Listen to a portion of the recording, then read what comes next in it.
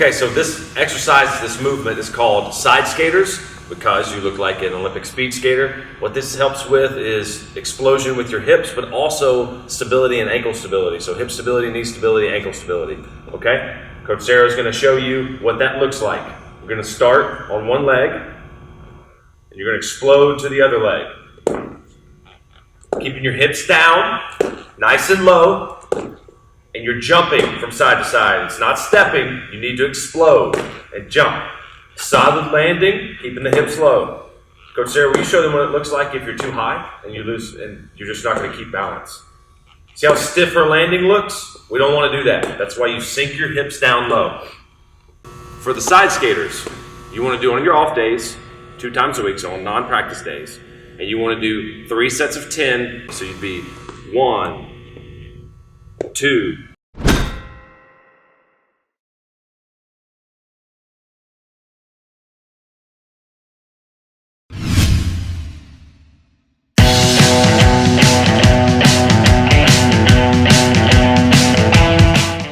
All right, so this next exercise is one leg or single leg RDLs. So what you're going to do, well, what this helps with is ankle stability. The most common injury in volleyball is a sprained ankle, or even worse, when coming down and landing on another player's foot. What this helps with is stability and mobility and flexibility, actually. It helps with all of that, of your ankles, knees, and hips. And also what it can do is help with, if that injury does happen, an ankle injury does happen, this can help your rehab time be cut down. So Coach Sarah is going to show you what that looks like. We're going to keep a nice flat back. Do not roll your back. Legs straight, hinging at the hips. Okay? Knees tracking over your toes. Now she's going to show you from the side so you can see. Nice. You can have a slight knee bend. You don't actually want to lock your knee out. That's called hyperextension. You don't want to do that. Your legs should be straight with just a slight knee bend, and you hinge at the hip, which just means right here. So also what you don't want to do is you don't want to open your hips up like this. Right. So you want to work your hips evenly. So you want to keep your hips facing forward that way, and don't rotate them open that way. So. Show them from the front end too, if you will. So what she's talking this about. Way. Yep. Touch down.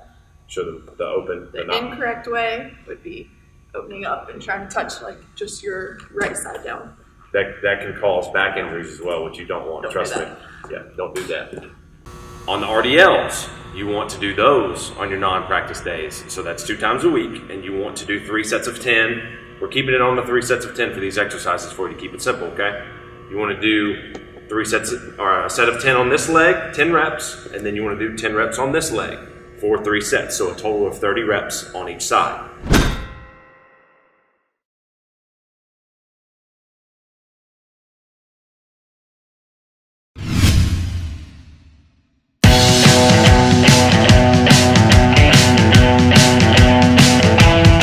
Next exercise that we're going to do is calf raises.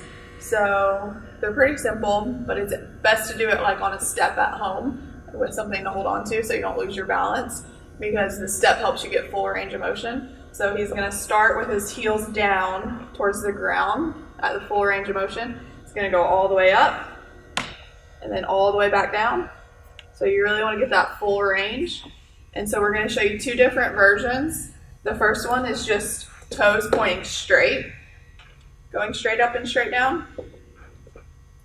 Good. And then the second one is toes out. So you're just going to angle your feet out slightly. And at home you can keep your feet shoulder width, but this step isn't big enough. And you're going to do the same thing, full range of motion, all the way up and all the way back down. It's like a ballet thing. Yep. And then as those get easier, more progressed form is you can go up with 2 and then down on just 1. And so that also helps with any kind of tendonitis issue if you have tendonitis in your Achilles or anything like that. And you can do that toes straight and toes out. And then for the calf raises, you want to do 3 sets of 10 of whatever exercise you choose. So if you're going in difficulty, whichever one you choose, it's 3 sets of 10. So if you're doing the double leg, you'll do 3 sets of 10, toes forward, then 3 sets of 10, toes out. But if that's too easy and you're doing the single leg where you go up with 2, down with 1, then you do 3 sets of 10 of those. So you don't have to do both. You can pick either the single leg or the double leg.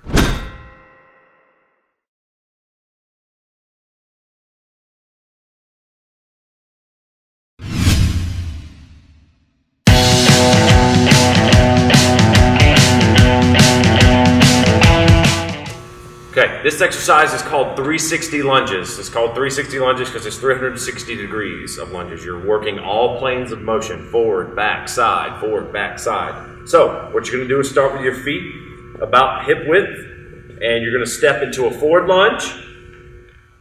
Then you're going to go straight into a reverse lunge without touching your foot to the ground. Good, until you hit that reverse lunge. Then you go back to center without touching your foot to the ground into a lateral lunge. Good, now we've covered 180 degrees, so now we've got to cover 360, so now you have to do the other side. So you go forward lunge with the other leg, straight into a reverse lunge with the same leg, and then lateral lunge. Good, now key points here. When you do your lunges, you go into a forward lunge for me again. Your body wants to stay straight up and down. You want to have approximately 90 degrees knee bend on the front leg, and approximately 90 degrees knee bend with the back leg. And then same thing with a reverse lunge. So jump. And you don't want to let your knee go in front of your toe. Exactly right. When you look down, you should be able to see your toe and make sure your knee's behind it. And if you keep that 90-degree angle, that won't happen. You'll be fine.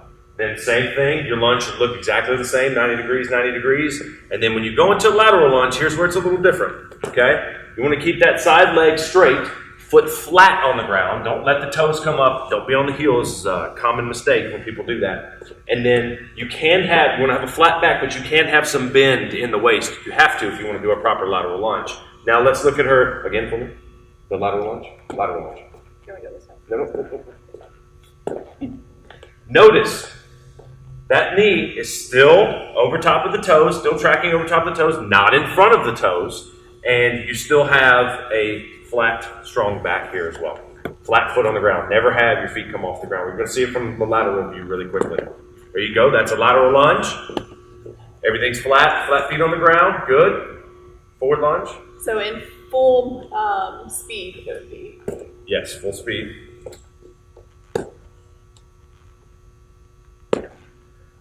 Good. And then you would do the other side as well.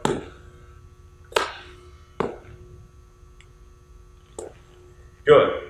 Now, if that proves too difficult, you can, when you come back to center between lunges, you can tap your foot to regain balance. But quickly. Don't stand there too long. Yes, that is the modified version, but we would like for you to do it where you don't touch the ground with that lead foot.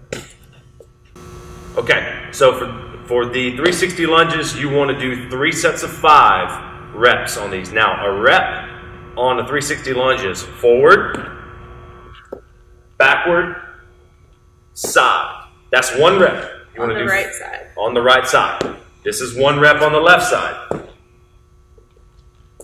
Good, so that's 2 reps, okay?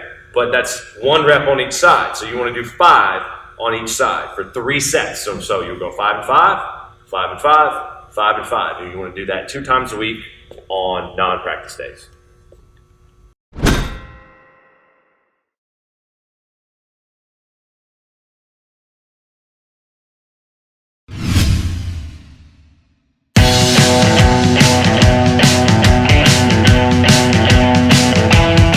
Okay, so we're going to go 2 different exercises here. We're going to go a vertical jump with a single leg landing, and then a more advanced version, a single leg jump with a single leg landing. The first one we're going to do is double leg vertical jump with a single leg landing. Now, what that does is it helps with explosive power, but it also helps with control of your explosive power. Explosive power with no control is useless. Then you're not athletic, you're just flying around everywhere, okay? So, what we're going to do, have your feet about between hip and shoulder width, and you're going to explode up in a vertical jump and then land by sinking your hips on 1 leg. So it should look something like this, okay? Explode up, land, single leg landing, okay? It's tougher than it looks, I promise. So again, I'm going to do the other leg now. Explode up, single leg landing. And you have to sink your hips. Look, I even lost my balance a little bit. It takes a lot of control. What you want to make sure of is that your knee tracks over your toe at all times. We don't want to see any of this or knees poking out over outside. So again, hip width, good solid jump, up, single leg landing, okay? If you have to hop around a little bit like me, fine. A mini jump, land. Stick that landing. Sticking the landing is important. If you're going to do a mini jump, make sure to stick that landing solidly, okay? Mini jump, stick it, okay? Now, the more advanced version, if that's too easy, is a single leg jump with a single leg landing. So, you want to go down, you want to load that jump, up, stick it. Notice I'm sinking my hips and I'm keeping my knee over top of my toe, okay? Other leg, up, and stick it. Sinking those hips, okay? Learning how to land properly is just as important as jumping properly. I would recommend 2 times a week on your non-practice days, and as far as sets and reps, I would say 3 sets of 10 on each side. So what that means is you jump and you land on one leg for 10 reps, and then you do 10 reps on the other leg.